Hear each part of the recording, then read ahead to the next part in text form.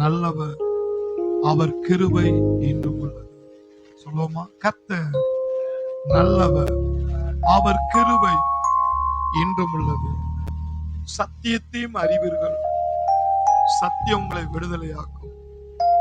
தேவனே, உம்முடைய வார்த்தையை நான் நேசிக்கிறேன். தேவனே, உம்முடைய வார்த்தையை நான் அன்பு கூறுகிறேன். தேவனே, உம்முடைய வார்த்தையை தொழுது கொள்ளுகிறேன். தேவனே, உம்முடைய வார்த்தையை நான் கனப்படுத்துகிறேன்.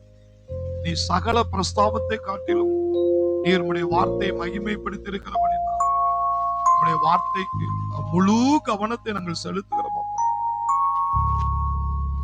இந்த மாதத்தின் முதல் நாளிலே எங்களோடு கூட நீர் பேசும், எங்களோடு கூட நீர் பேசும். வேதத்தின் அதிசயங்களை காணும்படி எங்கள் கண்களை நீர் திறந்தரலாம்.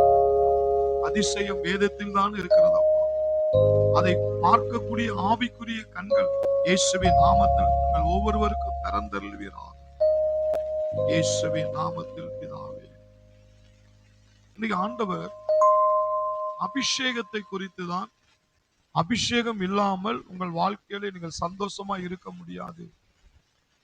இன்னைக்கு அவங்களுடைய தனிப்பட்ட வாழ்க்கையிலே ஏன் அவங்க சந்தோஷம் இல்லாமல், அவர்களுடைய பிரச்சனையை அவர்களால தீர்க்க முடியல? அபிஷேகம் இன்றியமையாதது, முக்கியமானது என்பது அவர்கள் தெரியாதனாலதான் 3 மணி நேரம் ஜெபிக்கிறேன், 2 மணி நேரம் ஜெபிக்கிறேன், 1 மணி நேரம் ஜெபிக்கிறேன். எவ்வளவு நேரம் நீ ஜெபிக்கிறங்கிறது முக்கியம் அல்ல. நீ ஜெபம் பண்ணும் போது எவ்வளவு நேரம் நீ தேவனுடைய அபிஷேகத்தினால் நீ நிறைந்திருக்கிறாய், அதுதான் முக்கியம். அதுதான் உங்களுடைய வாழ்க்கையை மாற்ற போகிறது. ஹல்லேலூயா.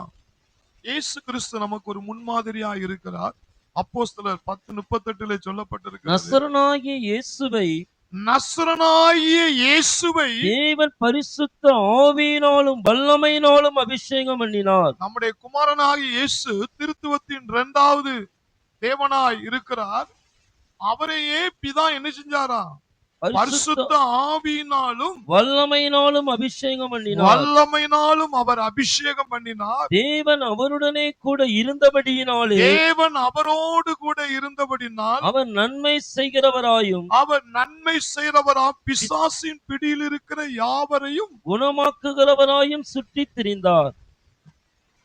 இந்த இடத்துல பிதா இயேசுவை பரிசுத்த ஆவியின் பிரசன்னத்தினாலும் பரிசுத்த ஆவியானவருடைய வல்லமையினாலும் அவரை அபிஷேகித்தாராம். அந்த அபிஷேகங்கிறது என்னங்கிறதை அந்த வசனத்துல விட கொடுக்கிறார். தேவன் அவரோடு கூட இருக்கிறபடினால். அப்போ ஒரு மனிதனுக்குள்ள அபிஷேகம் இருந்தா தேவனே கூட இருக்கிறார். கை தட்டுவோம். தேவனே கூட இருக்கிறார், பிதாவே கூட இருக்கிறார், இயேசுவே கூட இருக்கிறார், ஆவியானவரே கூட இருக்கிறாரு. தேவன் அவரோடு கூட இருந்தபடினால் நன்மை செய்கிறவராய்,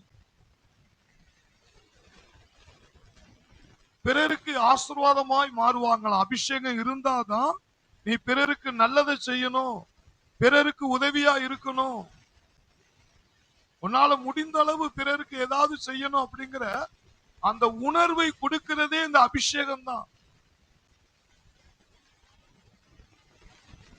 கிறிஸ்துவ வாழ்க்கையிலே அன்புங்கிற ஒரு பைபிளே தேவனே என்ன இருக்கிறாரு? அன்பாய் இருக்கிறார். அன்பில்லாதவன் தேவன் நினைச்ச முடியாது.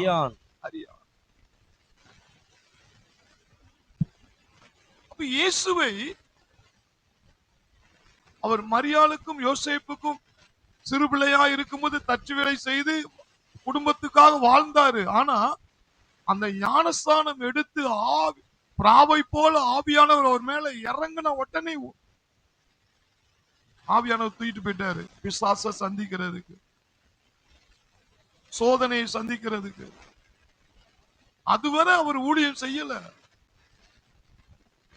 அந்த அபிஷேகம் இறங்கினக்கு அப்புறம் அவர் நன்மை செய்கிறவராய், ஜனங்களை விடுதலையாக்கவும், ஜனங்களை சுகமாக்கவும், ஜனங்களுக்கு ஆறுதல் படுத்தவும், படகுல இருந்து போதிப்பாரு, தோட்டத்தில இருந்து போதிப்பாரு, ஜனங்களுக்காகவே நேரங்களை செலவிட்டாரு. இது எதனாலங்கிறது என்னன்னா, இயேசுக்குள்ள அந்த என்ன இருந்துச்சு? அந்த அபிஷேகம். அவர் நன்மை செய்கிறவராய், அது மாத்திரமல்ல, பிசாசின் வல்லமையில் அகப்பட்ட யாவரையும் குணமாக்குகிறவராகவும் சுற்றித் திரிந்தார். பிசாச ஓட விட்டுக்கிட்டே இருந்தாரு. இப்ப அவரே ஒரு விடுதலை இல்லாம இருந்துட்டு மற்றவங்களை விடுதலையாக்க முடியுமா? இந்த அபிஷேகங்கிறது என்னன்னா, உன்னையும் விடுதலையா வச்சிருக்கும், உன் மூலியமா பிறரையும் உன்னை விடுதலையாக்கும். இன்னைக்கு ஒவ்வொரு கிறிஸ்தவனுடைய வாழ்க்கையிலும் கூட அவங்களுடைய வாழ்க்கையில இருக்கிற போராட்டத்தையே அவங்களால வெற்றி காண முடியல. நீ அந்த சத்துருவை நெருங்க விடாம, இந்த சத்துருவை நெருங்க விடாம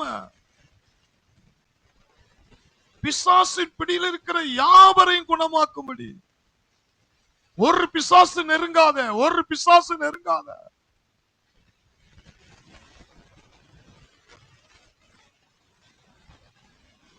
இன்னைக்கு நம்முடைய வாழ்க்கையில நம்ம கண்ணுக்கு தெரியாத பிசாசுகள் நமக்கு விரோதமாய் செயல்படலாம்.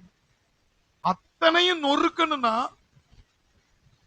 அந்த பிசாசை நொறுக்கிறதுக்கு நீங்க மனித யோசனை, ஐடியா, அதனாலலாம் பிசாசை நீங்க ஜெயிக்க முடியாது. ஏன்னா உங்களை விட அவன் அறிவாளிதான்.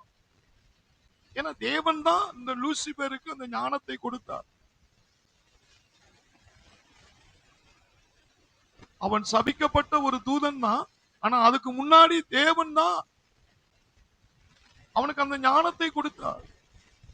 அதனால அவனுக்கு அந்த ஞானம் இருக்கு. அதனால மனுஷ ஞானத்துல சத்ருவை வீழ்த்திடலாம், உன் மனுஷ அறிவில, மனுஷ யோசனையில சத்ருவை சாச்சிடலாம் அப்படின்னு நிறைய பேர் ஐடியா போட்டீங்கன்னா கண்டிப்பா உங்க வாழ்க்கையில நீங்க தோத்தே போவீங்க. உங்களுடைய ஞானத்தினால் பிசாசை வீழ்த்த முடியாது. பிசாசை வீழ்த்த தேவனுடைய வல்லமை, கைத்தட்டும், தேவனுடைய வல்லமை, தேவனுடைய வல்லமை, தேவனுடைய அபிஷேகம் பிசாசின் பிடியில் இருக்கிற யாவரையும் குணமாக்க முடியும். சங்கீதம் 89:20 தாவீதை குறித்து நான் பார்க்கிறோம். என் தாசனாகிய தாவீதை கண்டுபிடித்தேன், என் தாசனாகிய தாவீதை கண்டுபிடித்தேன், அவனை பரிசுத்த தைலத்தினால் அபிஷேகம் பண்ணினேன், என் கை அவனோடு கூட இருக்கும், என் புயம் அவனை பலப்படுத்தும், சத்துரு அவனை நெருக்குவதில்லை, சத்துரு அவனை நெருக்குவதில்லை, சத்துரு அவனை நெருக்குவதில்லை, நியாயக்கேட்டின் மகன் அவனை ஒடுக்குகிறதில்லை. அடுத்து சொல்றாரு, அவன் சத்துருக்களை அவனுக்கு முன்பாக மடங்கடித்து, சத்துருக்கள் எவ்வளவுதான் சூழ்ச்சி பண்ணாலும் உனக்குள்ள அந்த அபிஷேகம் இருந்தால் அவனுக்கு முன்பாக மடங்கடித்து, சத்துருக்கு முன்பாக அவனை மடங்கடித்து, அவனை பகைக்கிறவர்களை வெட்டுவேன். மனுஷன் வெட்டுவேன் சொன்னாலே அது மோசமான வார்த்தை. இதுல தேவனே சொல்றாரு வெட்டுவேன்ங்கிறாரு. தேவனே என்ன சொல்றாரு? யாருக்கு சொல்றாரு? தாவீதுக்கு சொல்றாரு, எப்பா உன் மேல நான் அபிஷேகம் பண்ணிட்டேன்னா எதை குறித்தும் பயப்படாத. சத்துரு உன்னை நெருங்க முடியாது, நியாயக்கேட்டின் மகன் நினைச்ச முடியாது, ஒடுக்க முடியாது. உன்னை பகைச்சாலே அவங்க தலையில மண்ணெளி போட்ட மாதிரிதான். உன்னை பகைக்கிறவர்களை நான் நினைச்சுவேன் வெட்டுவேன் ஆண்டவர்.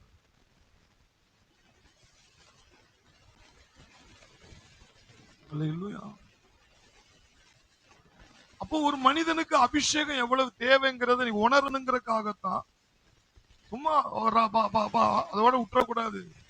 எலிசாவ மாதிரி அபிஷேகம் அபிஷேகம் அபிஷேகம் அபிஷேகம். என்னை ஆனந்த அபிஷேகம் செய்து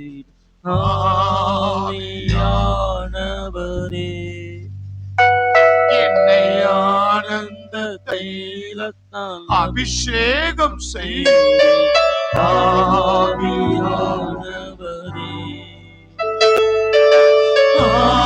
ஆவியானவரே, ஆவியானவரே, ஆவியானவரே, ஆவியானவரே,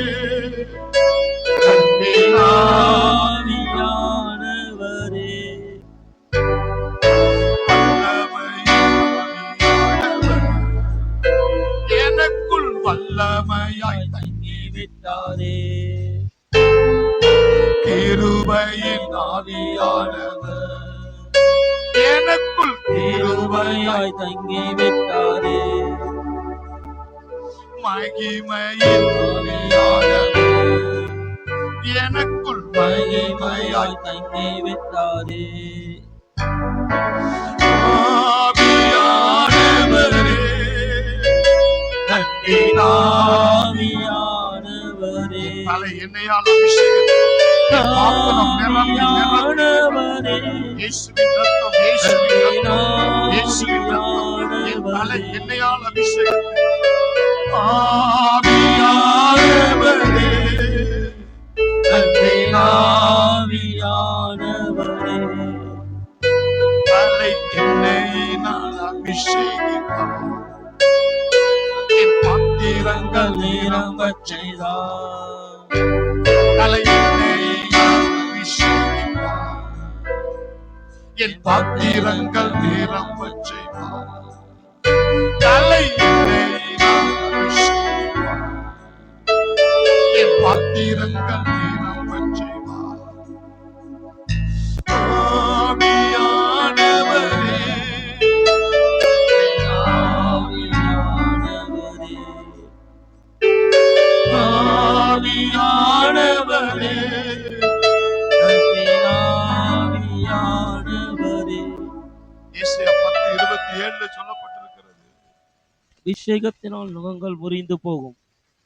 ஏசாயா 10:27 எடுத்து வாசித்து பாருங்க.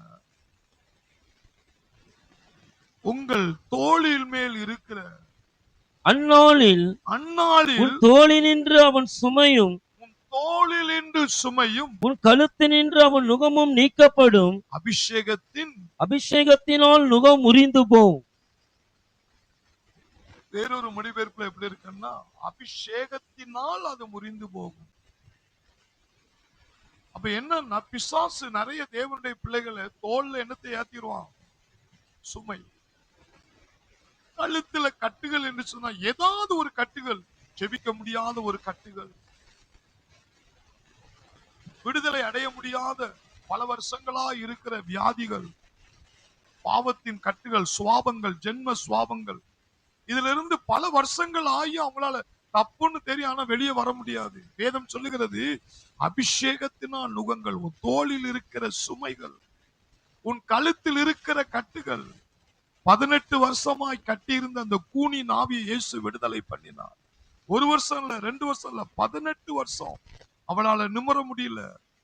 ஆபிரகாமின் குமாரத்தி என்று சொல்லப்பட்டிருக்கிறது.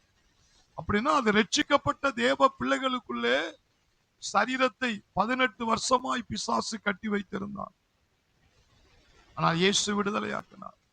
இங்க சொல்ற அபிஷேகத்தின் நுகம் முறிந்து போகும். அப்ப என்னன்னா அபிஷேகம், ஆவியானுடைய வல்லமை உனக்குள் வரும் பொழுது அது பிசாசு எந்த வியாதியை கொண்டு வந்தாலும் சரி,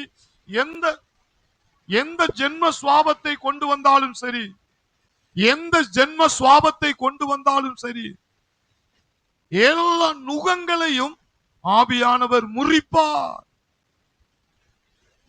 அதான் கர்த்தருடைய ஆவி எங்கே உண்டோ அங்கே விடுதலையும் உண்டு. கர்த்தருடைய ஆவி கர்த்தருடைய ஆவி எனக்குள்ளே உண்டு, எனக்குள்ளே உண்டு, எனக்குள்ளே விடுதலை உண்டு. எனக்குள்ளே விடுதலை உண்டு. கர்த்தருடைய ஆவி கர்த்தருடைய ஆவி எனக்குள்ளே உண்டு, எனக்குள்ளே உண்டு, எனக்குள்ளே விடுதலை உண்டு. எனக்குள்ளே விடுதலை உண்டு. கர்த்தருடைய ஆவி கர்த்தருடைய ஆவி எனக்குள்ளே உண்டு, எனக்குள்ளே உண்டு, எனக்குள்ளே விடுதலை உண்டு. எனக்குள்ளே விடுதலை உண்டு.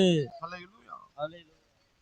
அப்ப அந்த அபிஷேகம் தான் உங்க தலைமையிலையோ, உங்க தோல் மேலையோ, உங்க உடம்புலையோ, உங்க குடும்பத்திலையோ ஏதாவது ஒரு நுகத்தை ஏத்திட்டான், அல்லது கட்டுகள், பிசாசுனுடைய ஆவிகள் உங்களை அறியாம ஏதோ ஒரு பகுதியில கட்டி வச்சிருக்கிறான். சிம்சோனை 2 கைகள் கட்டப்பட்டு இருந்தது போல, பேதுருவை சங்கிலியால் கட்டப்பட்டு இருந்தது போல எதிலையாவது உங்களை கட்டி வச்சிருப்பான். ஆனா அபிஷேகம் இருந்தால் அந்த கட்டுகள் என்ன செய்யும்? உடையும். அல்லேலூயா. இங்க இயேசு சொல்றாரு, நசரனாகிய இயேசு கிறிஸ்துவை தேவன் பரிசுத்த ஆவியினாலும் வல்லமையினாலும் அபிஷேகம் பண்ணபடினால், இன்னொரு காரியம் சொல்ற, நன்மை செய்கிறவராய், நன்மை செய்கிறவராய்.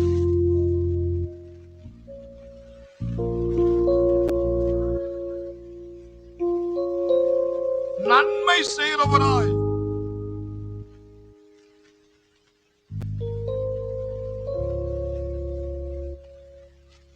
இயேசு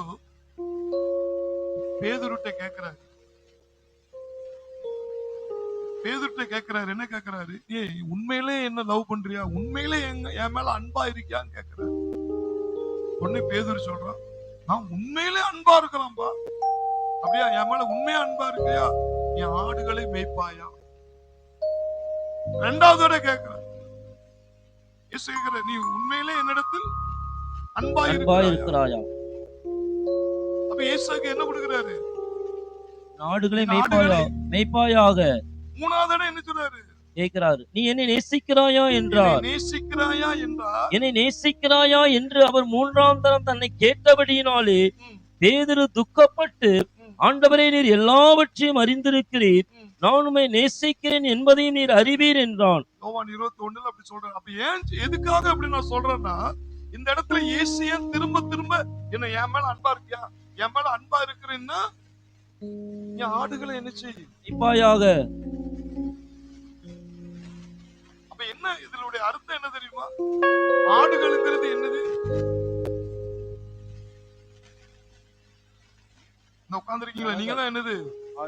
ஆடுகள், அவருடைய பிள்ளைகள். நான் இயேசுவை வேணா அன்பு காட்டுவையா, இவங்களெல்லாம் அன்பு காட்ட மாட்டேன். ஆண்டவர் சொல்றாரு, நீ என் மேல அன்பா இருக்காங்கன்னா நீ இவங்க மேல அன்பா இருக்கணும். அதுதான் உண்மையான அன்பு. நீ என் மேல அன்பா இருக்கீங்கன்னா இவங்களுக்கு ஒரு பிரச்சனையா, இவங்களுக்கு ஒரு பிரச்சனையா, இவங்களுக்கு ஒரு பிரச்சனையா? நீ உண்மையான அன்புனா நீ என்ன நேசிக்கிறீன்னா அவங்களை நேசி. அவங்களுக்குள்ள நான் தானே இருக்கிறேன், அது என்னுடைய ஆடுகள் தானே. அதத்தான் அந்த அர்த்தத்துல சொல்றாரு. அப்ப உண்மையிலே அபிஷேகம் ஒண்ணு இருந்தா ஒரு மனிதன் செல்பா வாழ முடியாது. அதனாலதான் இயேசுவை அவர் நன்மை செய்கிறவராகவும் பிசாசின் பிடியில் இருக்கிற யாவரையும் குணமாக்கும்படி சுற்றித்திருந்தார். உங்களுக்குள்ள அந்த அபிஷேகம் இருந்ததுன்னா யாரையாவது விடுதலை ஆக்கணும், யார் தலைமையா கைய வைக்கணும், யாருக்காவது முடிஞ்ச அளவு உதவி செய்யணும் நம்மளால. ஏன்னா அந்த உள்ள இருக்கிற அந்த காந்த சக்தி அபிஷேகம் இருக்குங்களா, அது உங்களை இயக்கும். அது பெருமை அல்ல, அது இயக்கும். இயேசுவே சொல்றாரு, என்ன உண்மையா நேசித்தா என் ஆடுகளை மேயி, என் ஆடுகளுக்கு உணவு கொடு. என் ஆடு பட்டினி கிடக்கு, என் ஆடு சோர்ந்து போய் இருக்கு, என் ஆடு வியாதியா கிடக்கு, அவங்களை விடுதலை பண்ணு. என்ன நேசிச்சா அவங்களுக்கு உதவி செய்யும் அப்படிங்கிற.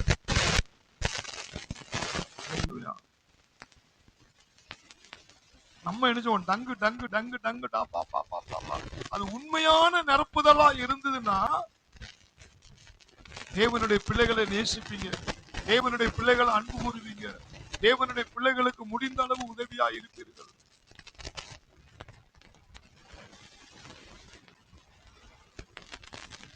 அது ஆட்டோமேட்டிக்கா என்ன செஞ்சிடும்? நேற்று என்ன திடீர்னு ஒருத்தர் செருப்பை மறந்துட்டோம், செருப்பத்துக்கு வந்து எனக்கு ஆச்சே செருப்பை கொடுப்பானா. அப்ப என்ன, அந்த அபிஷேகம் ஒரு உணர்வு வரும் பொழுது மாம்சத்தை செஞ்சாங்களா ஆவியில செஞ்சாங்க, அந்த நல்ல எண்ணங்கள் ஆவியானவர் ஒரு மனிதனுக்கு வரும்போது நம்மளால பிறருக்கு என்னது சின்ன உதவியோ பெரிய உதவியோ, இயேசுவை பத்தி சொல்லணும், சிலுவையை பத்தி சொல்லணும், முடிந்தா அவங்களுக்கு உதவியா இருக்கணும், ஏதாவது ஒரு வகையில நன்மை செய்கிறவராய். இப்ப நம்மளால அது செய்ய முடியல, நம்ம ஏன் இவங்க செய்யணும்?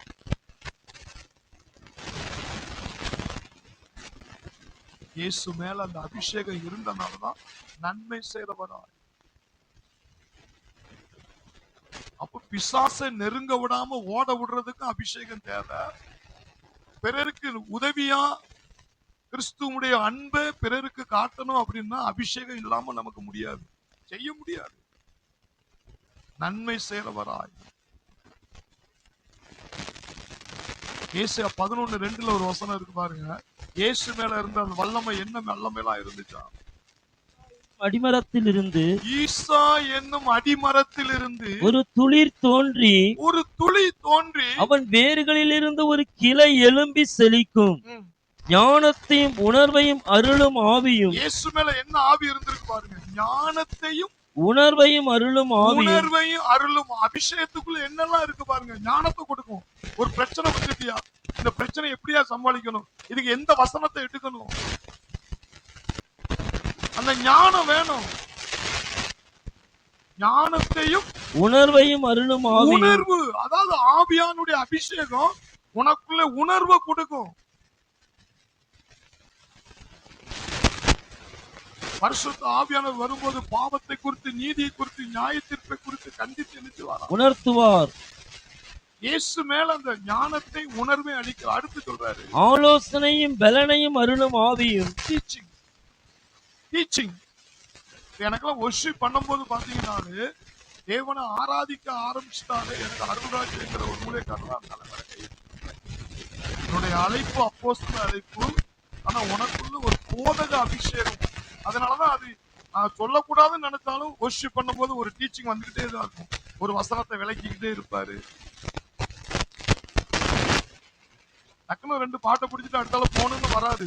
அதை ஒர்ஷிப் பண்ணும் பொழுது அந்த வார்த்தையை உள்ள இருக்கிற அபிஷேகம் அதை விளக்கி விளக்கி விளக்கி விளக்கி நம்மளையும் விடுதலையாக்கும், பிறகு அது போதக அபிஷேகம். அழைப்பு ஒன்றா இருக்கும், சிலருக்குள்ள பலவிதமான அபிஷேகங்கள் இருக்கும். அது ஆலோசனை கொடுக்குமா, உள்ள இருந்து டீச்சர் மாதிரி போதிப்பாரு. எப்பா எனக்கு ரோதமா எனக்கு ரோதமா எனக்கு ரோதம் இப்படி சொல்லு, உன் கண்ணுக்கு தெரியாத ஆவில க்ளோஸ் ஆகும் பாரு, உள்ள இருந்து போதிப்பாரு. அப்ப என்னன்னா அந்த அபிஷேகம் சொல்ல வச்சுக்கிட்டே இருக்கும். எனக்கு ரோதமாய் ஆயுதங்கள் வாய்க்காமலே போகும், எனக்கு ரோதமா ஆயுதங்கள் வாய்க்காமலே போகும். ஒரு வழியாய் புறப்பாடுவான், ஒரு வழியாய் புறப்பாடுவான். எதிரிட்டு ஓடுவான் 7 வழியாய், எதிரிட்டு ஓடுவான் 7 வழியாய். பிரியமானவனே, என் ஆத்துமா வாழ்வது போல் நான் எல்லாவற்றிலும் வாழ்ந்து சுகமாய் இருப்பேனே, நான் சுகமாய் இருப்பேனே. அந்த ஆலோசனை ஆவி, டீச்சிங், போதிக்கிற ஆவி, அது விளக்கும், உள்ள இருந்து போதிக்கும். யெகோவா நிசி சொல்லுடா, யெகோவா நிசி, யெகோவா நிசி, கிறிஸ்துவுக்குள் வெற்றி, யெகோவா நிசின்னு சொல்லு. மரணத்தின் அதிபதியான பிசாசானவனை மரணத்தினால் அவனை அழித்து ஜீவகாலமெல்லாம் மரண பயத்திலிருந்து, அடிமைத்தனத்திலிருந்து விடுதலை. அப்ப யெகோவா நிசின்னு சொன்னா இவ்வளவு வேலை நடக்கா, இவ்வளவு வேலை நடக்கா அப்படின்னு உள்ள இருந்து நம்மளை தூண்டி விடுறது, விசுவாசத்தை காட்டுறது, அது வார்த்தையில நிக்க வைக்கிறது. இது எல்லாமே இந்த போதக அபிஷேகம் தான். கை தட்டுவோம். டீச்சிங், ஹல்லேலூயா. ஆலோசனை அருளும் ஆவியும் பலனையும் அருளும் ஆவியும். பலன். சில நேரங்களில் பிரசங்கம் பண்ணும் பொழுது பாத்தீங்கன்னா ஒரு போல்டா எதையும் செய்ய முடியும் அப்படிங்கிற ஒரு தைரியம் வரும். பேதுரு, யோவான் பேசுகிற தைரியத்தை கண்டு சில நேரங்களில் அபிஷேகம் வரும்போது செத்து போன பாடிய கூட ஒத்த கையால தூக்கிடுவாங்க. செத்து போன மனிதனை 4 பேர் சேர்ந்தாலும் தூக்க முடியாதுன்னு சொல்லுவாங்க. ஆனா தேவனுடைய அபிஷேகம் உனக்குள்ள இருக்கும் பொழுது, ஆவியானவர் தூண்டும் பொழுது, அந்த பலன். பிரசங்கம் பண்ணும்போது பலம், அசுத்த ஆவிகளை அகற்றும் போது ஒரு பலம், மலைகளை நகட்டும் போது ஒரு பலம்.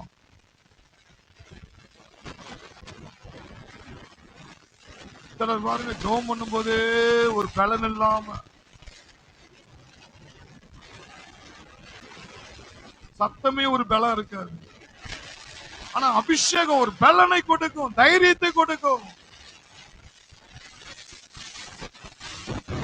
பலனை கொடுக்கும் ஆவியும் அறிவையும் அறிவையும் கர்த்தருக்கு பயப்படுகிற பயத்தையும் அருளும் ஆவியும் ஆகிய அபிஷேகம் வரும் பொழுது நமக்குள்ள தேவ பயத்தை கொடுப்பார். உனக்கு கொடுக்கப்பட்ட அழைப்பை செய்ய. இதத்தான் 1 யோவான் 2:27 சொல்றாரு பாருங்க. நீங்கள் அவராலே பெற்ற அபிஷேகம் நீங்க அபிஷேகம் வேற யாராலையும் பெற முடியாது. காசு கொடுத்தலாம் அபிஷேகத்தை வாங்க முடியாது. என் தேவாதி தேவன் யாரை என்ன ஊழியத்துக்கு அழைச்சாரோ அதற்குரிய அபிஷேகத்தை அவர் தான் கொடுக்க முடியும். நீங்கள் அவராலே பெற்ற அபிஷேகம் உங்களில் நிலைத்திருக்கிறது. அந்த அபிஷேகம் வந்துட்டுலாம் போகாது. பிரசனை வேணா வந்துட்டு போகும். பாட்டு படிச்சு 2 பாட்டு படிச்சாலே, ரத்தத்தை குறித்தோ நாமத்தை குறித்தோ பாட்டு படிச்சாலே பிரசனை இறங்கிரும். இறங்கினா ஒரு வேலை நடப்பார், ஆவியானவர் ஒரு வேலையை செய்வார். அது பிரசனம். அபிஷேகங்கிறது அப்படி கிடையாது. அவனுக்குள்ள தேவன் வல்லமையா அவன் படுத்திருந்தா கூட அந்த அபிஷேகத்துல ஒரு நோயாளி மேல கைய போட்ட கூட ஹீலிங் நடக்கும். அவனுக்குள்ள அபிஷேகம் இருக்கும்போது எந்த நேரத்துல எந்திரிச்சு பிரசங்கம் பண்ண சொன்னாலும் பண்ண முடியும் அவனால.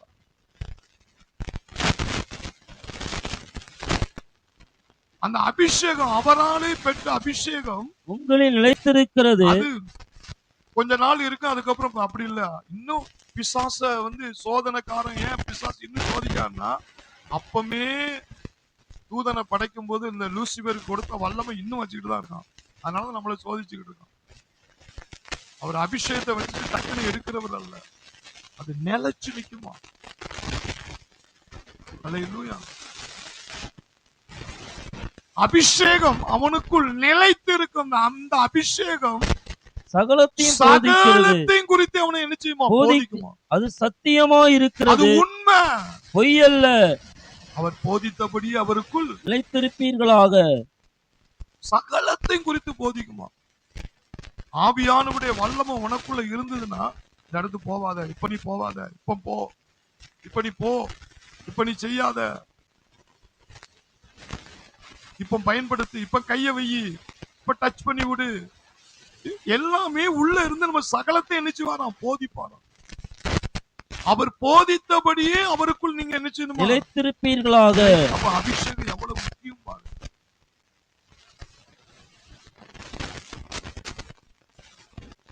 சில நேரங்கள்ல தேவ மனிதர்களுக்கு ஆபத்து எதனால வரும் தெரியுமா? இந்த காரியத்துல கோட்டை விட்டுருவாங்க.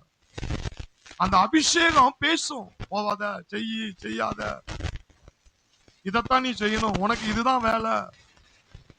சில என்ன சொல்லுவாங்கன்னா, பிறரை பார்த்தே வாழ்வாங்க. அவங்க எப்படி இருக்காங்கல்ல அதே மாதிரி நம்மளும் செய்வோம். அவங்க இப்படி பண்றாங்கல்ல அதே மாதிரி நம்மளும் பண்ணுவோம். அப்படி கிடையாது. தாவீதுக்குள்ள அந்த அபிஷேகம் இருந்துச்சு இல்ல, தாவீதுக்குள்ள அபிஷேகம் இருந்துச்சு. அபிஷேகம் இருக்கும் பொழுது, அதுக்கு முன்னாடி சவுல் இஸ்ரவேலை அரசாள்றான். அந்த பீரியட்ல தான் யார் வாரா? கோலியாத் வாரா. இந்த கோலியாத்துடைய உருவத்தை பார்த்த உடனே சவுல் ராஜாவே பயப்படுறாரு. அவனை எதிர்த்து நிக்க முடியல. அவனுடைய உயரம், அவன் கையில இருக்கிற ஆயுதம், தலையில இருக்கிற கவசம், அதை பார்த்த உடனே சவுலுக்கே பயம் கொடுத்துட்டு, அப்ப இவன் கூட சண்டை போடுறதுக்கு யாரா ஒரு ஆள் இருக்காளா? அந்த இடத்துல யார் வாரா? தாவீது. தாவீது வாரா. அவன் எவ்வளவு பெரிய உயரமா இருந்தா எனக்கு என்ன அப்படின்னு துணிச்சலா வாரான். யாரு? ஏன்னா தாவீதுக்குள்ள என்ன இருக்கு? அபிஷேகம் இருக்கு. அவனுக்குள்ள ஒரு ஸ்பெஷல் அபிஷேகம் இருக்கு. உடனே சண்டைக்கு போறதுக்கு சவுல் ராஜா என்ன பண்றான்? ஆயுதங்களை போட்டு விடுறான். அவனுடைய பட்டயத்தை 1 சாமுவேல் 17ஆம் அதிகாரம் 1 சாமுவேல் 17 38 39 சவுல் எடுத்து வாசிங்க. 37 38 39. சவுல் தாவீதுக்கு தன் வஸ்திரங்களை உடுத்துவித்து, சவுல் தாவீதுக்கு தன் வஸ்திரங்களை உடுத்திவிட்டு, வெண்கலமான ஒரு சீராவை அவன் தலையின் மேல் போட்டு, வெண்கலமான ஒரு சீராவை அவன் தலையின் மேல் போட்டு, ஒரு கவசத்தையும் அவனுக்கு தரிப்பித்தான். ஒரு கவசத்தை அவனுக்கு தரிப்பித்தான். அவனுடைய பட்டயத்தை தாவீது தன் வஸ்திரங்கள் மேல் கட்டிக்கொண்டு, அதிலே அவனுக்கு பழக்கம் இல்லாததினால், அவனுக்கு அது பழக்கம் இல்லாதபடினால் நடந்து பார்த்தான். அப்பொழுது தாவீது சவுலை நோக்கி, நான் இவைகளை போட்டுக்கொண்டு போகக்கூடாது, இந்த அப்பியாசம் எனக்கு இல்லை என்று சொல்லி, அனுபவம்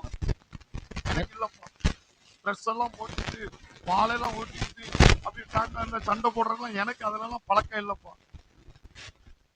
எனக்கு ஆனா சவுல் ராஜா என்ன சொல்றான்னா, அவன் பெரிய ஆளப்பா, அவன் முன்னாடி போனா உனக்கு ஆயுதம் வேணும், உன்னை பாதுகாத்துக்கிற கவசம் வேணும், இதெல்லாம் போட்டுக்கோ. அவன் சொல்றான், எனக்கு இதெல்லாம் என்ன இல்ல, அப்பியாசம் இல்லை, பழக்கம் இல்ல, எனக்கு இந்த ரூட்டே எனக்கு தேவையில்லை, எனக்கு ஒரு ரூட் இருக்கு, ஒரு கவுட்டை தான், எனக்கு ஒரு ரூட் இருக்கு, ஒரு கவுட்டை தான், எனக்கு ஒரு ரூட் இருக்கு, ஒரு கல் கூழாங்கல்லு தான். அவன் எவ்வளவு பெரிய ஆளா இருக்கட்டுமே, ஒரே அடி தான் சாச்சிருவேன். அப்ப இதுல இருந்து பாருங்க, சவுலும் அபிஷேகம் பெற்றவன் தான், தாவீதும் அபிஷேகம் பெற்றவன் தான். இவன் மைண்ட் எப்படி இருக்கு, இவன் மைண்ட் எப்படி இருக்குன்னு பாருங்க. அதே மாதிரிதான் ஒவ்வொரு தேவ மனிதனுக்கும் தேவன் ஒரு அபிஷேகத்தை வச்சிருப்பாரு. ஒவ்வொரு அபிஷேகம் பெற்றவனுக்குள்ளேயும் ஒவ்வொரு அனுபவங்கள் இருக்கும். ஒவ்வொருவரையும் தேவன் நடத்துற பாதைகள் வேறு. ஊழியங்களில் வித்தியாசம் உண்டு, வரங்களில் வித்தியாசம் உண்டு, கிரியைகளில் வித்தியாசம் உண்டு. தேவன் ஒருவரே, ஆவியானவர் ஒருவரே. ஹல்லேலூயா. ஆனா வித்தியாசம் இருக்கு. சவுலுடைய பாணி வேற, தாவீதுடைய பாணி வேற. ஆனா சவுல் என்ன நினைக்கான், நம்மள மாதிரி இவனுக்கு ஆயுதத்தை மாட்டி விடுவோம், போர் வீரன் ஆக்கி மாட்டி விடுவோம், சண்டைக்கு போட்டோம் அப்படின்னு. அவன் சொல்றான், இது எனக்கு பழக்கமே இல்லை, எல்லாத்தையும் கலத்தி போட்டு போயிட்டான்.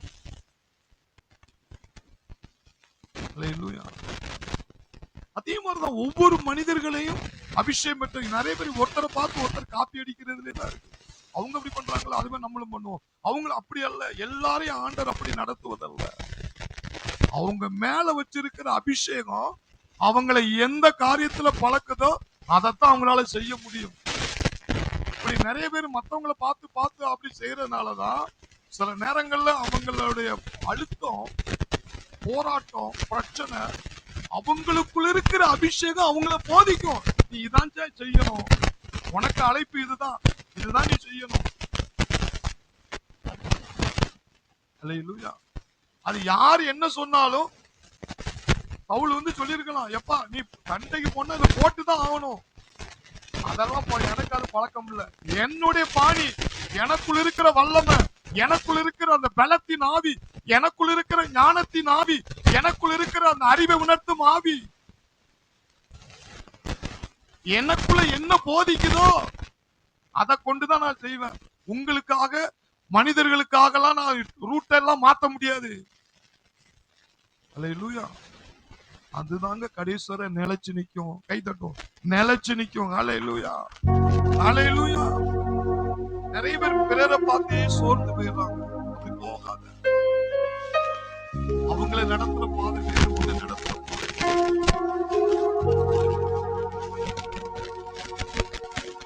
அதுல நிறைய ஆவிக்குரிய பாடங்களை படிக்கலாம். சில நேரங்கள் ஆண்டு ஒண்ணு நடத்துற பாதைகள் டிஃபரெண்டா தெரியும். ஆனா அவங்கள மாதிரி நம்ம செய்யல நினைக்காத. அவங்க வழி வேற, உன் வழி வேற. உன்னை கொண்டு என்ன சொல்றாரு அதுல நீங்க தெளிவா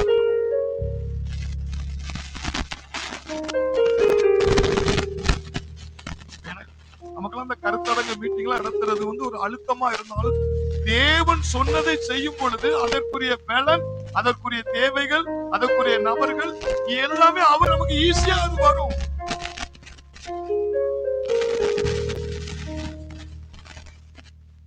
அதே மாதிரிதான் ஒவ்வொருவருக்கும் ஒவ்வொரு விதமாய் அந்த பழக்க தேவனுடைய ஆவியானவர் உனக்குள்ள போதிப்பார். அது இப்ப தெரியாது, முடிவுல தான் தெரியும். இன்னொன்னு வந்து சிலருக்கு பெரிய காரியமா இருக்கும், சிலருக்கு சின்ன காரியமா இருக்கும். சவுல் சொல்றது பெரிய காரியமா இருக்கு, அந்த கவசத்தை அணிச்சுக்க, அது பெரிய காரியம். அந்த வாளை கையில பிடிச்சுக்க, அந்த வெண்கலத்தை தலையில மாட்டிக்க, அது பெரிய காரியம். தாவீது சின்ன கூழாங்கற்கள். என்ன கற்கள்? சின்ன கூழாங்கற்கள். 2 கம்ப வச்சு இருக்கிற ஒரு கவுட்டை தான். எல்லாரும் என்ன நினைச்சிருப்பாங்க, பெரிய பெரிய ராணுவ வீரர்கள், பெரிய பெரிய படை உள்ளவனே அவன் கோலியாத்து முன்னாடி நிக்க முடியல, இப்ப ஒரு கூழாங்கற்களை கொண்டு போய் நிக்கிறானே, ஒரு சின்ன கல்லை கொண்டு அவனை நீ நிப்பாட்ட முடியுமா? உங்களுக்கு சின்னதா இருக்கும், சிலருக்கு பெருசா இருக்கும். நீ அதை பார்க்காத. உனக்கு எதுல ஆவியானவர் நடத்துறாரோ, உனக்கு அறிக்கையிலையோ டங்ஸ்லயோ உனக்குள்ள பாட்டு எதுல உன்ன எந்த அனுபவத்துல உன்னை நடத்துறாரோ அது மத்தவங்களுக்கு அது சின்னதா தெரியும். ஆனா தேவனுடைய பார்வையில நீ என்ன சொல்ற, தேவன் என்ன சொல்றாரோ அதை நீ செய்றீங்க பாத்தீங்களா, அந்த சின்ன கூழாங்கற்கள் தான் கோலியாத்தினுடைய நெத்திய தொலைச்சிட்டு போச்சு. ஒரே சாய்ப்பா சாய்ச்சிட்டு கை தட்டும், ஒரே சாய்ப்பா. அல்லேலூயா. எல்லாரும் பக்கம் பாருங்க. சின்னது பெருசுங்கிற முக்கியம் இல்ல, கர்த்தர் சொல்றதுதான் முக்கியம். கை தட்டும். கர்த்தர் சொன்னதை செய்யறதுதான் முக்கியம். அந்த ஒண்ணு மொத பாட்டு அதான் படித்தான். உமக்கு பிரியமானதை செய்ய எனக்கு கற்று தாரும் தெய்வமே. உமக்கு பிரியமானதை செய்ய எனக்கு கற்று தாரும் தெய்வமே. நீரே என் தேவன், நல்ல பரிசுத்த ஆவியானவர் செம்மையான வழியிலே நடத்த வேண்டுமே, செம்மையான வழியிலே நடத்த வேண்டுமே. மேக ஸ்தம்பமே, அக்னி ஸ்தம்பமே, ஏற்றும் தெய்வமே, துணையாளரே. மேக ஸ்தம்பமே, அக்னி ஸ்தம்பமே, ஏற்றும் தெய்வமே, துணையாளரே. உமக்கு பிரியமானதை செய்ய எனக்கு கற்று தாரும் தெய்வமே. உமக்கு பிரியமானதை செய்ய எனக்கு கற்று தாரும் தெய்வமே. என் தேவன், நல்ல பரிசுத்த ஆவியானவர் செம்மையான வழியினை நடத்த வேண்டுமே, செம்மையான வழியினை நடத்த வேண்டுமே. மேக ஸ்தம்பமே, அக்னி ஸ்தம்பமே, ஏற்றும் தெய்வமே, துணையாளரே. மேக ஸ்தம்பமே, அக்னி ஸ்தம்பமே, ஏற்றும் தெய்வமே. நீங்க நினைக்கலாம் ஒரு பெரிய ஆயுதம் இருந்தாதான் பெரிய காரியத்தை செய்ய முடியும். ஒரு சின்னதை செஞ்சா செய்ய முடியாது, அது பிசாசோட பொய். சின்னதோ பெருசோ தேவன் உன்ட்ட என்ன செய்ய சொல்ற அதை மட்டும் செய். சவுல் சொல்றத கட்டாயப்படுத்துறத தாவீது கேட்கல. அவனுக்குள் இருக்கிற அபிஷேகம், அவனுக்கு கொடுக்கிற ஞானத்தையும் அறிவையும் எடுத்து கவுட்டையும் கல்லையும் தான் பயன்படுத்தினான். சின்ன காரியத்தை கொண்டு பெரிய கோலியாத்தை சாய்ச்சிட்டான். ஆயுதங்களால சாய்க்க முடியாதத ஒரு சின்ன கூழாங்கற்களால சாய்ச்சிட்டான். ஏன்னா உனக்கு பெருசா சொல்றாரோ சின்னதா சொல்றாரோ அவர் சொன்னதுல நீ உறுதியா இருக்கணும். ஏசாயா 26:3 சொல்லப்பட்டிருக்கு, உம்மை உறுதியாய் பற்றி கொண்ட மனதை உடையவர்கள் உம்மையே நம்பி இருக்கிறபடினா பூரண சமாதானத்தோடு அவனை காத்துக் கொள்வீர். அப்படி என்ன அர்த்தம் தெரியுமா? அவர் ஒண்ணு சொல்லிட்டாருன்னா, அவங்க எப்படி சொல்றாங்க, இவங்க எப்படி, அவங்க இவங்க எல்லாம் சொல்லுவாங்க, சொல்றவங்க இருப்பாங்களான்னு சொல்ல முடியாது. இன்னைக்கு இருப்பாங்க, நாளைக்கு போயிருவாங்க. ஆனா உனக்குள்ள இருந்து அபிஷேகம் சொல்லுது, அவர் தான் கடைசி வரவன் கூட இருக்க போறார். கை தட்டும். அவர் தான் கடைசி வரை கூட இருப்பார்.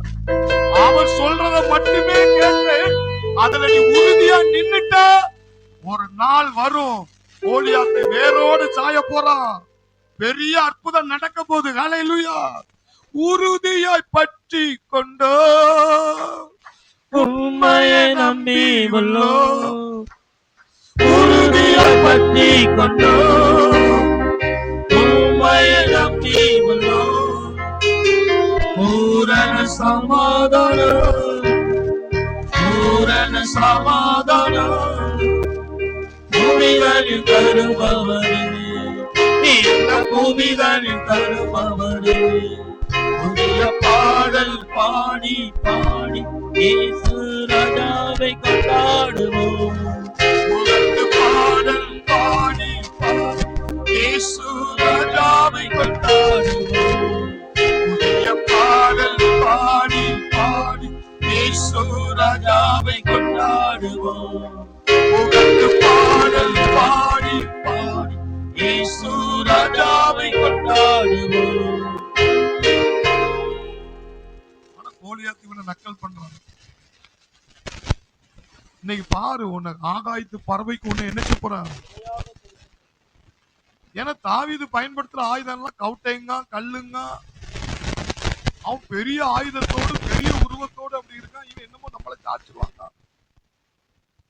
அதே மாதிரி நீங்க செய்யறது கேலியும் கிண்டலும் பரியாசம் மாதிரி தெரியும். ஆனா உள்ள இருக்கிற அபிஷேகம் சொல்லுதா, உறுதியா நின்று, அது சின்னதோ பெருசோ, உறுதியா கடைசி உறுதியா பற்றி கொண்ட மனதை உடையவர்கள். சிந்தையை மாத்திராத. எனக்கு கர்த்தர் சொல்லி இருக்கிறாரியா, நான் அதை செய்வேன்யா, அவர் செய்வாரியா அப்படின்னு அந்த மனதை பற்றி கொண்ட மனதை உடையவர்கள். அவரையே நம்பி நீ அதை செஞ்சுக்கிட்டு இருக்கிறனால அது துவக்கத்துல தெரியாதான், முடிவுல அது உன பூரண சமாதானத்துக்குள்ள அற்புதத்துல கொண்டு போய் நிறுத்திரும். கை தட்டும், நிறுத்திரும். கடைசி அந்த அபிஷேகத்தை ஒண்ணு சொல்லி முடிச்சிடுறேன்.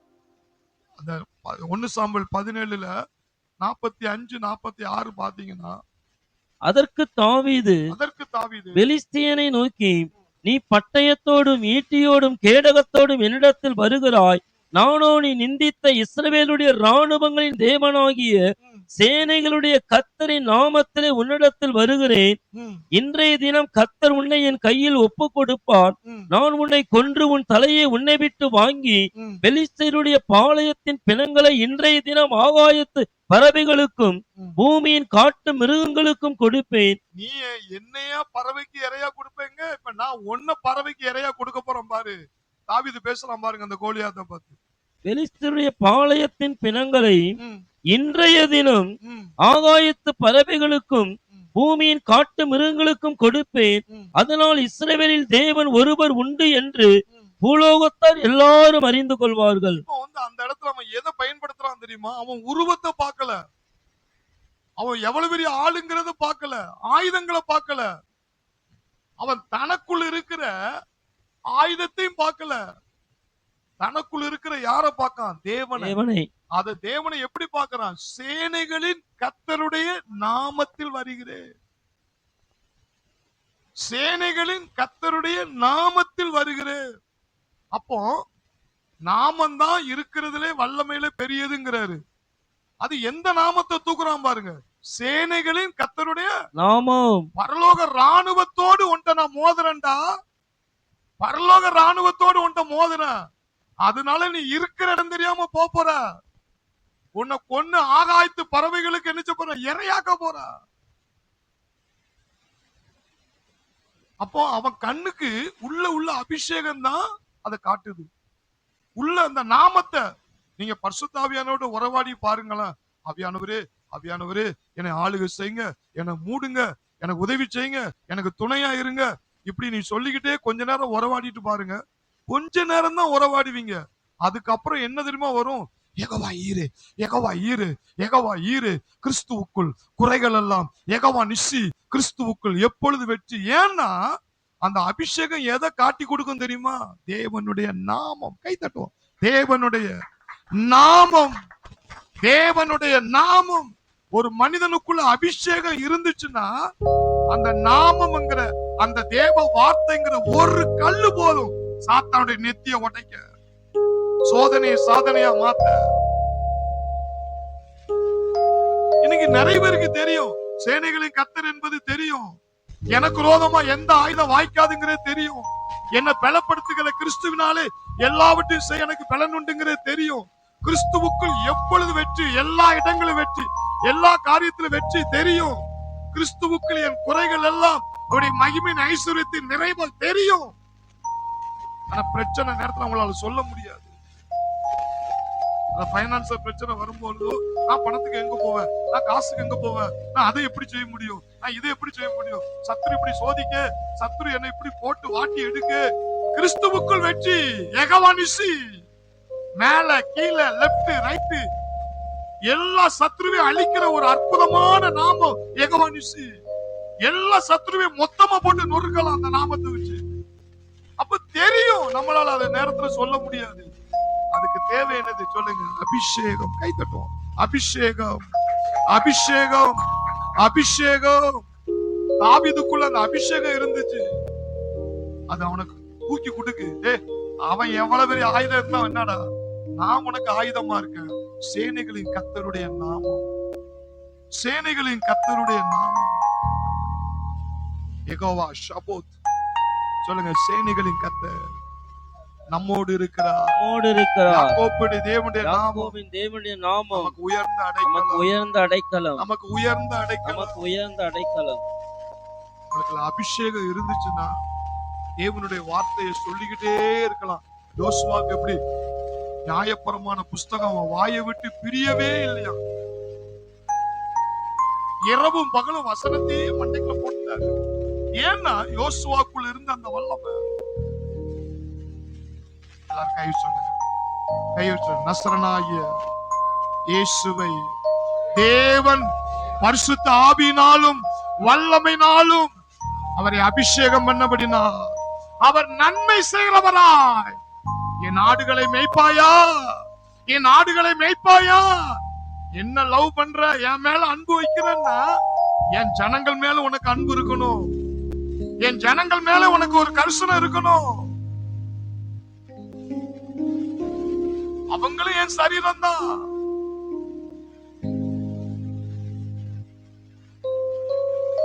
நாடுகளை மேய்ப்பாயா. அபிஷேகம் இருந்தாதான் அந்த மனப்பாங்கு உங்களுக்கு வரும். நன்மை செய்யும் அபிஷேகம் இருந்தா உன்னை பகைக்கிறவர்களை வெட்டுவேன், சத்துரு உன்னை நெருங்குவதில்லை.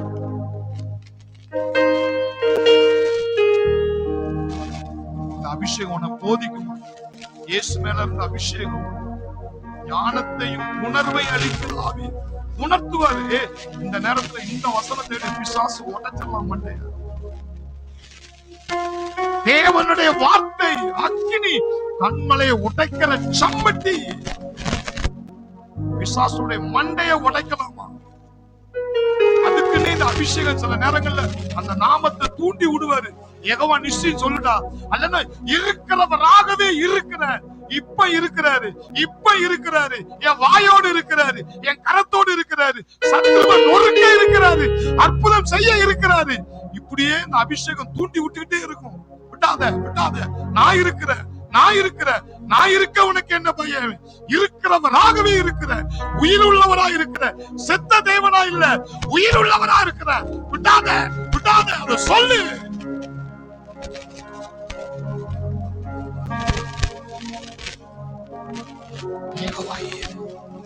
கிறிஸ்துவுக்குள் உன்னதத்தில் பரலோகத்தில் இருக்கிற அத்தனை ஆசீர்வாதத்தை கிறிஸ்துவுக்குள்ள பிதா அடைச்சிட்டாரு. அந்த கிறிஸ்து என்னுடைய மனித ஆவியில வாழ்றாரு. அதுக்கு பேர் தான் யெகோவா ஈரே. சொல்லு, உன் தேவைகள் எல்லாம் சந்திக்கப்படும். சிலருக்கு தெரியும், வாயை திறக்க முடியாது, வாயை திறக்க முடியாது. ஆனால் உனக்குள்ள அபிஷேகம் இருக்குமா? சங்கீதம் 23 தாவீது அதைத்தான் கேட்டான். என் சத்துருக்களுக்கும் மத்தியிலே ஒரு பந்தியை ஆயத்தப்படுத்தி என் தலை எண்ணெயால் அபிஷேகித்து என் பாத்திரம் நிரம்பி நிரம்பி நிரம்பி. என் தலையை சுத்தி சத்துருக்கள் இருக்கலாம்யா, அத்தனை சத்துருக்களின் தந்திரங்களை வீழ்த்தி என் தலை மேல வரணும்னா என்னை அபிஷேக, என்னை அபிஷேக. தேவனால் அனுப்பப்பட்டவன் தேவனுடைய வார்த்தையை பேசுறபடினால் தேவன் தமது ஆவியை அளவில்லாமல் ஊற்றுகிறார். தேவனாலே பெற்ற அபிஷேகம் எனக்குள் நிலைத்திருக்கிறது. அந்த அபிஷேகம் சகலத்தை குறித்து போதிக்கிறது. ஒருவனும் என்னை குழப்ப முடியாது, போதிக்க வேண்டியதில்லை. அந்த அபிஷேகமே சகலத்தை குறித்து போதிக்கிறது. அவர் போதித்தபடியே நிலைச்சு நின்று, உறுதியா நின்று, அது முடிவிலே உன்னை சமாதானத்துல கொண்டு போய் சேர்த்துரும். அந்த அபிஷேகம் பொய் சொல்லாதாங்க. எழுப்புதலை செய்வ, கடைசியில இந்த காரியம் இப்படிதான் போய் பைனல்ல முடியும் அப்படின்னு சொன்னா அவர் பொய் சொல்ல மாட்டார். கரெக்டா போய் முடிச்சிருவார் அந்த அபிஷேகம். மனிதர்களுடைய சொல்ல கேட்டு நீ வாழாத, மனிதருடைய கைடன்ஸ்ல நீ வாழாத. சவுல் சொல்றத தாவீது கேட்கல.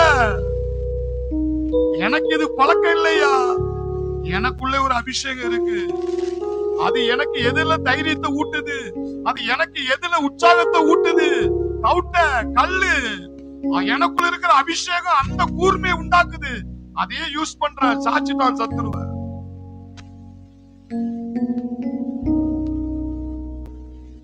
யோவேல்ல சொல்ற, அவனவன் தன் வழிகளில் பிசையாமல் ஓட கடவன். உனக்குன்னு ரூட் எதுல வச்சிருக்கிறாரோ அந்த ரூட்லயே ஓடிடு, அதுதான் உனக்கு சேஃப். உன்னுடைய அழைப்பு தான் உனக்கு சேஃப், பாதுகாப்பு. அழைப்பை விட்டு நகண்டனா அவ்வளவுதான். நான் சொல்லுவேன், ரட்சிப்புக்கு அடுத்தாப்புல அவனுக்கு இருக்கிற உலகத்துல மிகப்பெரிய சொத்து தேவன் அவன் மேல வச்ச அழைப்பின் அபிஷேகம், கிருபையின் வரங்களும். அவனுடைய அழைத்த அழைப்பு மாறாது.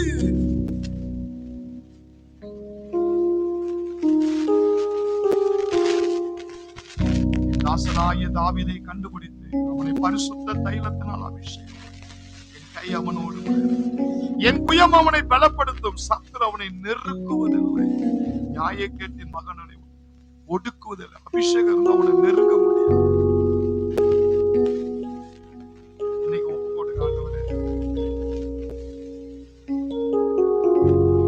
நான் டெய்லி ஜெபம் பண்றேன்ப்பா, எவ்வளவு நேரம் அபிஷேகத்துக்காக நான் காத்திருக்கேன், அபிஷேகத்தை நான் வாஞ்சிக்கிறேனா, அல்லது அபிஷேகத்தை நான் விருத்தி பண்றேனா? கர்த்தரோடு இசைந்திருக்கிறோம், அவரோடு ஒரே ஆவியாக இருக்கு. இந்த வார்த்தையில் இருக்கிற அபிஷேகம் கர்த்தரோடு இசைந்திருக்கிறது, அவரோடு ஒரே ஆவியாக இருக்கிறார். இயேசுடைய ரத்தம், இயேசுடைய மரணம், இயேசுடைய உயிர்த்தெழுதல், இயேசுடைய பரமேறுதல் அத்தனையும் ஆவியானவர் சுமந்து கொண்டு என் மனித ஆவிக்குள்ள கலரும் போது ரெண்டு ஆவி ஒன்னாயிட்டு, அப்ப என் மனித ஆவியில எவ்வளவு வல்லமை இருக்கிறது. தேவனுடைய வார்த்தை பேசு. இயேசுதான் அந்த வார்த்தை சொன்னார். நான் தேவனுடைய வார்த்தையை பேசுறபடிதான் என் பிதா எனக்கு அளவில்லாமல் ஆவியை ஊற்றுகிறார். கர்த்தரோடு இசைந்திருக்கிறேன், அவரோடு ஒரே ஆவியாக இருக்கிறேன், கர்த்தரோடு இசைந்திருக்கிறேன். தேவ ஆவியில என்ன வல்லமை இருக்கோ அதே வல்லமை என் மனித ஆவியில இருக்கு. ரெண்டு ஆவியும் ஒன்னாயிட்டு. இயேசு தலை, நான் அவர் உடல். இயேசு செடி, நான் அவர் கொடி.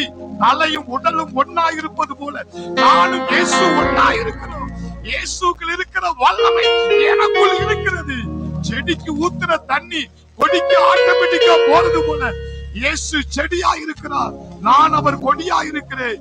செடியில் இருக்கிற சாரம், செடியில் இருக்கிற வல்லமை, செடியில் இருக்கிற மகிமை கொடியாகிய எனக்குள் இருக்கிறது.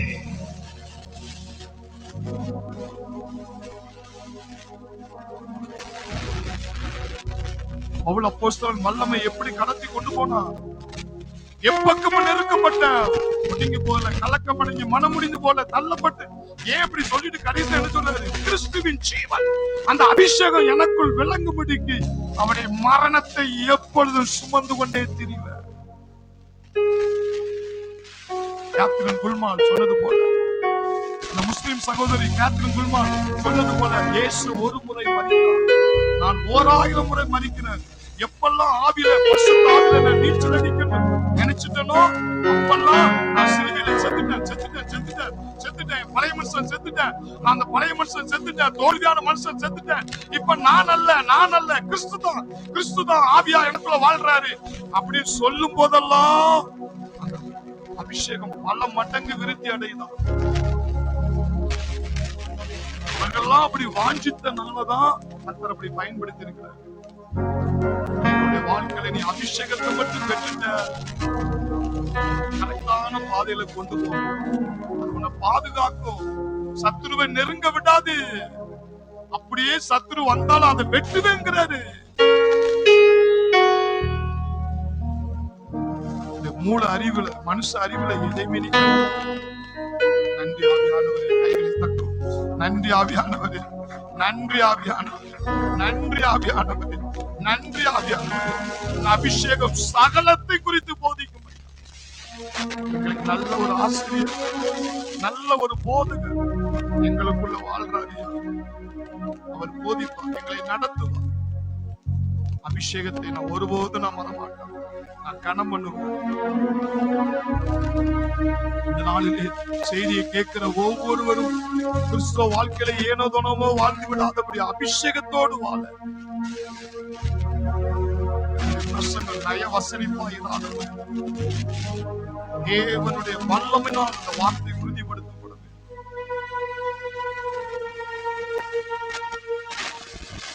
வார்த்தை 30, 60, 100 ஆண்டவரே இவர்களுக்கு அபிஷேகத்தை எலிசா அந்த தாகத்தை கொடுத்தது போல இந்த வந்திருக்கிற ஒவ்வொரு பிள்ளைகளுக்கு அந்த மாதத்தின் முதல் நாளிலே எங்கள் வாழ்க்கையில் இருக்கிற நுகங்களை எல்லாம் நொறுக்கி, சத்துருக்களை நொறுக்கி, எப்படி ஒரு கூழாங்கற்களால கோலியாத்தை சாய்ச்சது போல ஒரு பெரிய அற்புதத்தை செய்ய நீங்க நடத்துற பாதையில உறுதியாய் நின்று சாதிக்க அபிஷேகத்தை எங்களை தயார்படுத்துகிறதுக்காக உமக்கு கோடி நன்றி. கரங்களை தட்டி கோடி கோடி நன்றி நன்றி நன்றி.